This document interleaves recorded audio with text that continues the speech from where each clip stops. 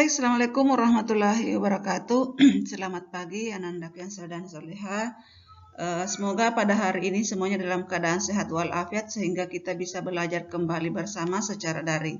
Namun sebelum pembelajaran dimulai, terlebih dahulu kita berdoa sesuai dengan agama dan kepercayaan masing-masing. Bismillahirrahmanirrahim. Rabbi zidni ilman warzuqni fahma. Nah, alhamdulillah pada hari ini kita sudah memasuki tema 2 subtema 1 pembelajaran 4. Nah, sebelum pembelajaran dimulai, terlebih dahulu kita melihat tujuan pembelajaran yang akan dicapai pada hari ini.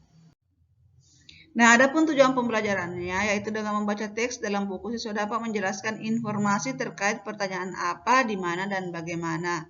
Dengan menyimak penjelasan guru dan membaca informasi, siswa mampu mengidentifikasi jenis-jenis usaha.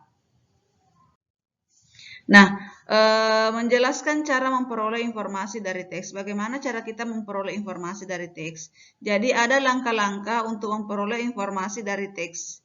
Itu yang pertama, bacalah judul teks terlebih dahulu. Kemudian yang kedua, bacalah teks dengan cermat untuk mengetahui isi teks. Kemudian terakhir, dengan membaca cermat, kita dapat menggali informasi lebih mendalam sehingga memahami isi teks dengan baik. Ini juga dapat kita lakukan dengan menggunakan kalimat tanya seperti apa, mengapa, bagaimana, di mana. Nah, ini akan membantu kita untuk menemukan informasi-informasi dari sebuah teks yang kita baca. Nah, selanjutnya jenis usaha. Jenis usaha bidang jasa. Jadi jenis usaha pariwisata merupakan usaha di bidang jasa. Bidang jasa berkaitan dengan pemberian layanan pada konsumen. Contoh usaha jasa selain pariwisata antara lain perbankan, keuangan, asuransi, kesehatan, dan hukum.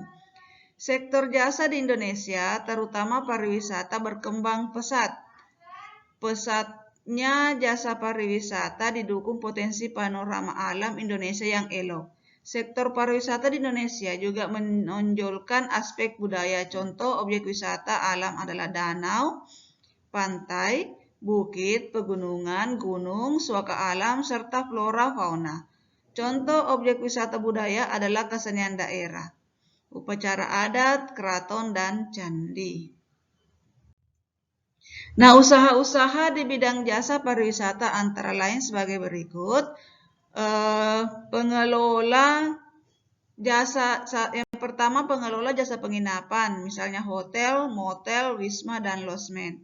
Yang kedua, usaha penjualan barang cenderamata atau souvenir. Yang ketiga, penyedia jasa pemandu wisata atau tour guide. Kemudian yang keempat, penyedia jasa pariwisata dan transformasi atau tour and travel. Nah, salah satu jenis usaha yang banyak kita lihat adalah berjualan, mulai dari penjual buah, makanan, barang-barang keperluan sehari-hari hingga para penjual kendaraan bermotor. Dari jenis usaha itu, para pedagang dapat memperoleh penghasilan untuk kehidupan sehari-hari. Nah, demikianlah penjelasan materi kali ini. Semoga bisa dipahami dengan baik. Ingat untuk tetap semangat belajar dari rumah. Jaga jarak dan jaga kesehatan. Assalamualaikum warahmatullahi wabarakatuh.